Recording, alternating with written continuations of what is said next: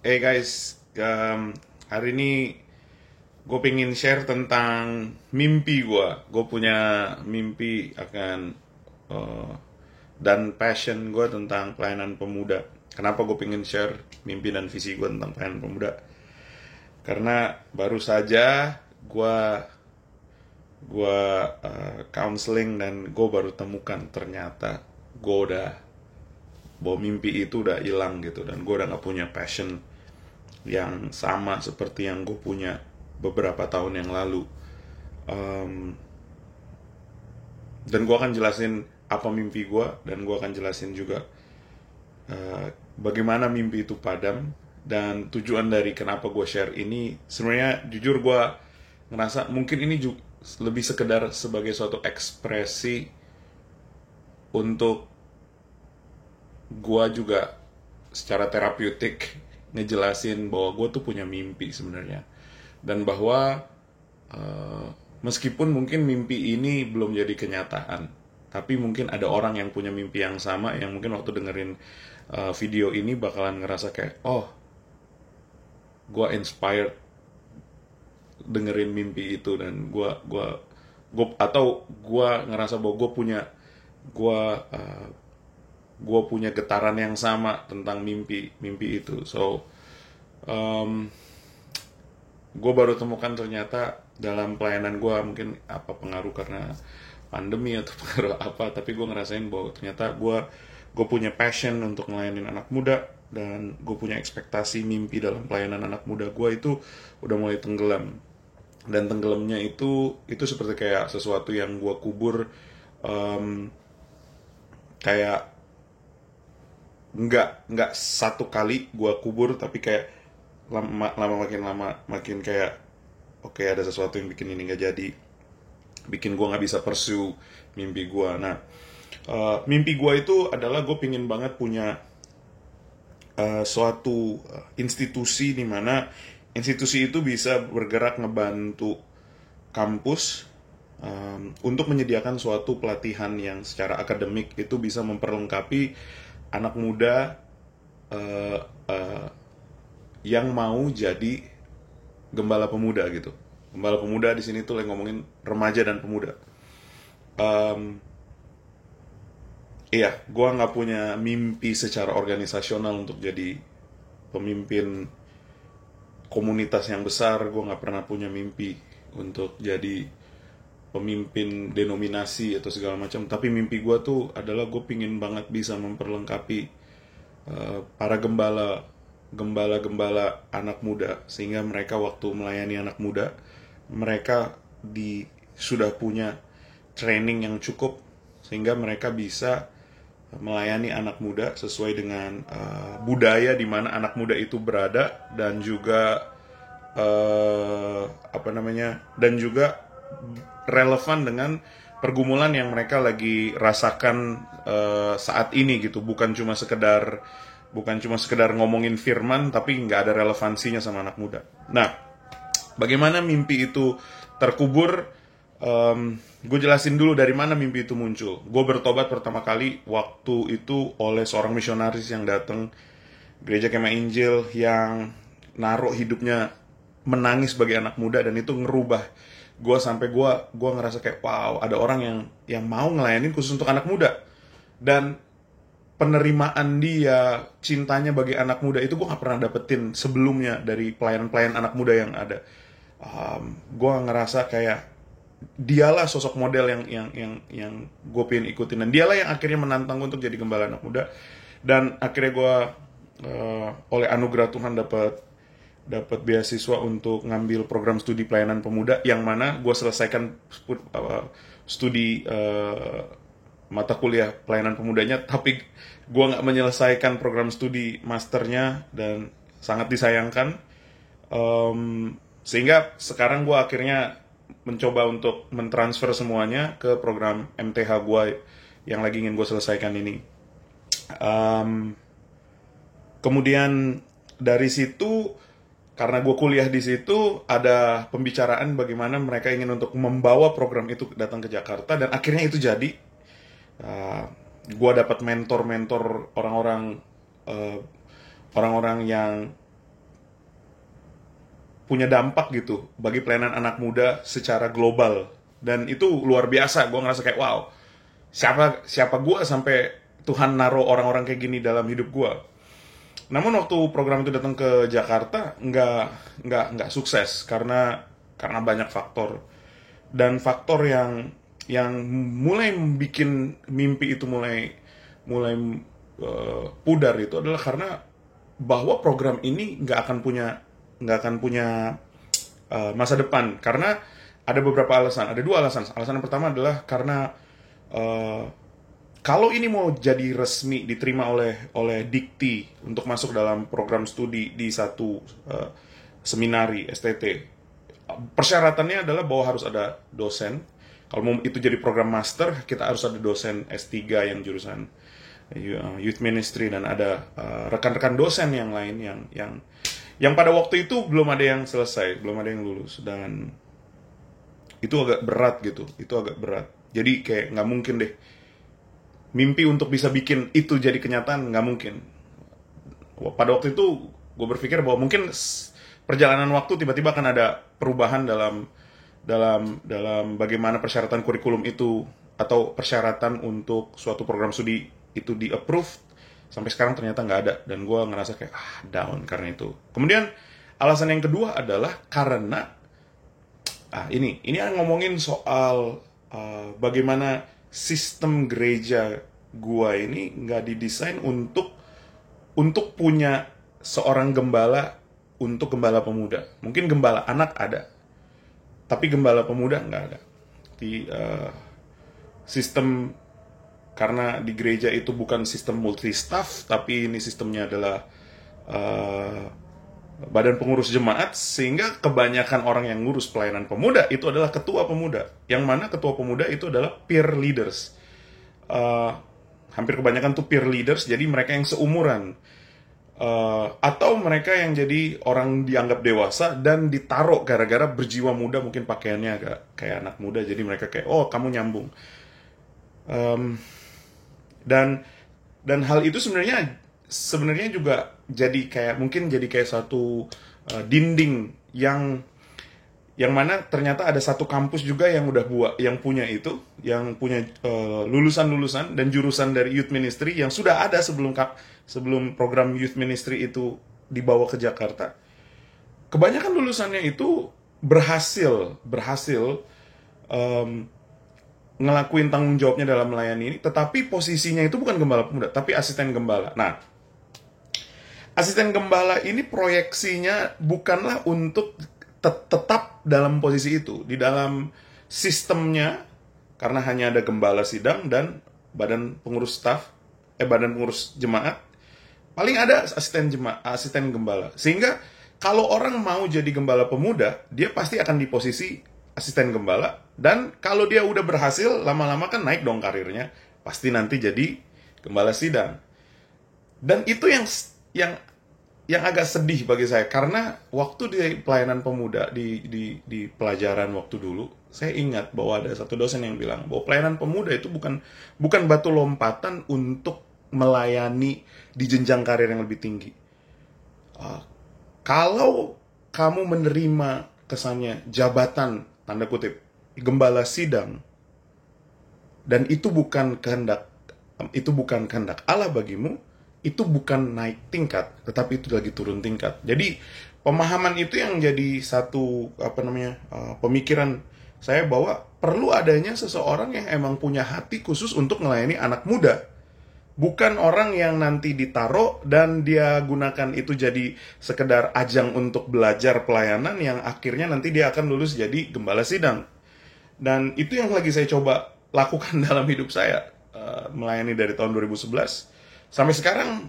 Meskipun orang tua mau pensiun, mereka nggak bisa bikin saya untuk jadi gembala sidang, karena saya bilang kalau Tuhan nggak pindahin saya mau sampai mati ada di pelayanan pemuda.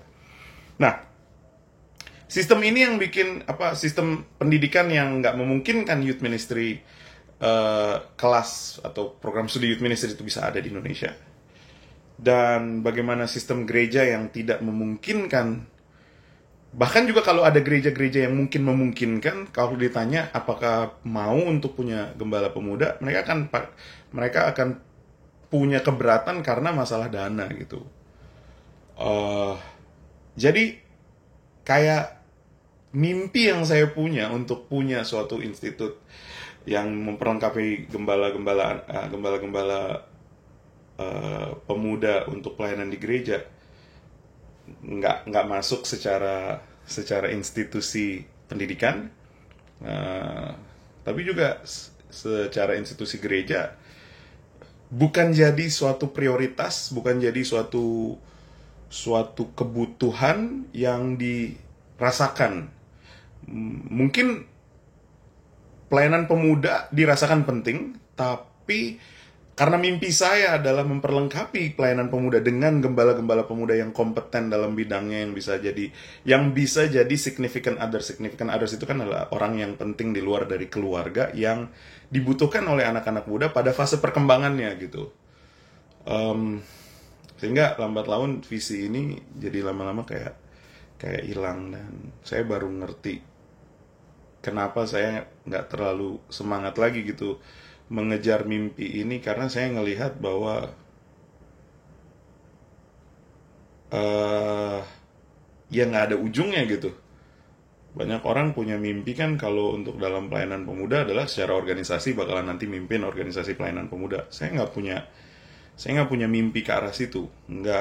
Saya kayak agak punya kesulitan secara organisasi gitu, karena pandangan saya tuh lebih ke organisme daripada organisasi gitu. Aturan-aturan itu bikin saya tuh ngerasa justru kayak sulit gitu. Makanya saya nggak punya mimpi ke arah situ. Tapi memperlengkapi orang, bikin orang atau bikin suatu institusi di mana bukan hanya kita memperlengkapi gembala muda, tapi kita juga kayak meneliti isu-isu apa yang saat ini lagi happening di dalam anak muda, dan apa yang saat ini yang jadi hambatan bagi anak-anak muda untuk bisa menerima dirinya, untuk bisa ngerasa Tuhan itu menerima dia apa adanya. Jadi itu yang jadi mimpi saya gitu, dan itu tujuannya untuk itu bukan hanya bisa disadari gitu bahwa ada kebutuhan akan posisi ini di gereja, bahwa ada posisi yang penting, karena hal yang menarik ya buat saya ya, bahwa banyak orang memfokuskan dirinya di pelayanan anak, dan memang itu penting, itu bukan hal yang nggak penting, itu penting banget. Akan tetapi mereka kayak banyak gereja melupakan pelayanan pemuda, pelayanan remaja dan pelayanan muda, atau menyamaratakan bahwa pelayanan remaja itu sama kayak pelayanan anak, hingga pada waktu akhirnya anak-anak ini bisa independen, mereka bisa mandiri, dan mereka boleh memilih gereja mereka.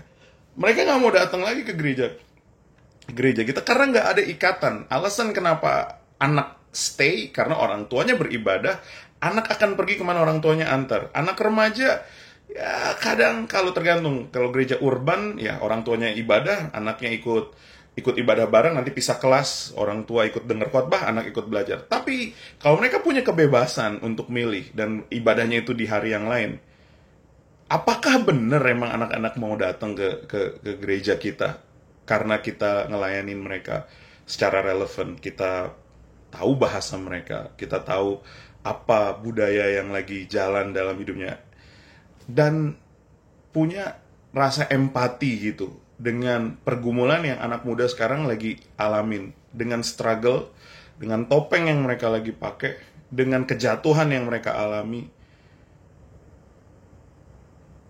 Saya rasa butuh orang yang bukan hanya peer leaders gitu. Bukan berarti bahwa peer leaders itu it doesn't work, tapi di masa storm and stress, di mana anak muda juga punya storm and stress, agak sulit untuk memberikan seluruh kepemimpinan dan harapan akan mentorship itu kepada anak yang juga lagi bergumul. Mereka pun juga lagi bergumul tentang gambar diri, tentang penerimaan, tentang emosi, tentang seksualitas. Dan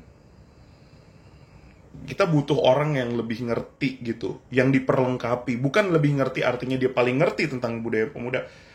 Mungkin bukan juga orang yang kayak kesannya umurnya muda, jadi makanya anak-anak kayak anak-anak lagi PKL terus kita suruh jadi pelayan pemuda. Akhirnya anak PKL jatuh cinta sama anak kita, terus akhirnya ada masalah di pelayanan gara-gara kita mempercayakan keseluruhannya, gara-gara kita udah overwhelmed, kita udah kecapean ngelayanin jemaat. Akhirnya anak muda kita lepas aja sama siapapun yang mau megang gitu. Dan itu kayaknya bukan, itu nunjukin kepemimpinan gembala yang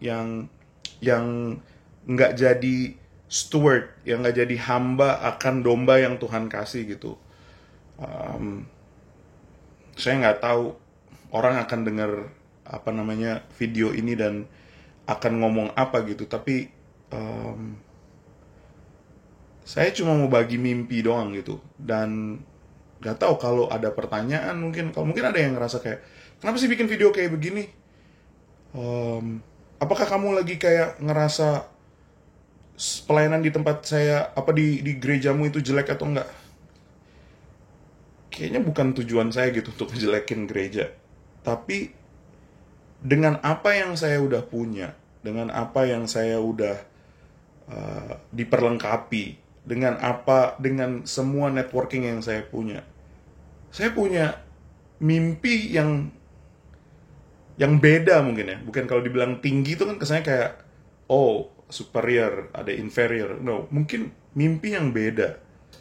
Mimpi yang sepertinya saya lihat itu disadari oleh gereja-gereja di barat sana itu dulu, yang pada akhirnya orang-orang menjadikan gembala pemuda itu sebagai karir gitu. Yang mana di Indonesia untuk gereja-gereja Injili kayaknya kita tuh lagi catching up gitu untuk pelayanan pemuda. Beda sama teman-teman yang pelayanan di gereja karismatik, karena pelatihan untuk pelayanan pemudanya tuh kayaknya kelihatannya, saya nggak kurang tahu, cuma dari beberapa teman yang diomongin, mereka punya pelayanan yang multiplikasi untuk pemimpin anak muda yang pelatihannya itu dibuat secara intensif juga. So kalau ada yang punya mimpi mirip bareng sama saya, ayo berdoa bareng gitu. Kalau mimpinya beda dan belum ini, saya rasa bukan kesannya mimpi satu orang itu kayak yang paling benar dari mimpi yang lain gitu. No, it's just a dream. Dan kalau ini adalah media untuk mengekspresikan apa sih kayak greater things that will come gitu, hal yang besar yang mungkin bisa jadi, ya kenapa enggak gitu bagi mimpi gitu. So kalau ada yang pingin tukar pikiran atau ngomong, langsung langsung private message aja. Atau mungkin kalau ada yang ngerasa kayak, kok gue nggak suka ya dia ngomong kayak gitu, seolah-olah kayak lagi menjelekan, dan pingin dapat klarifikasi dari gue juga terbuka untuk kayak diskusi juga seperti itu. So dream of a youth ministry in Indonesia. Doa gue sih mimpinya bakalan menyala lagi gitu, dan bahwa ada hal yang kayak mungkin ada hal yang bisa Tuhan aduk di dalam hati orang-orang yang mungkin yang dengar, yang mungkin bisa bikin perubahan gitu. So that's it. Thank you for watching 19 menit, man. Kalau lu stick up sampai 19 menit video ini, coba tulis lu bilang, oh gila gue nonton sampai habis. Thank you, gue menghargai atensi lo.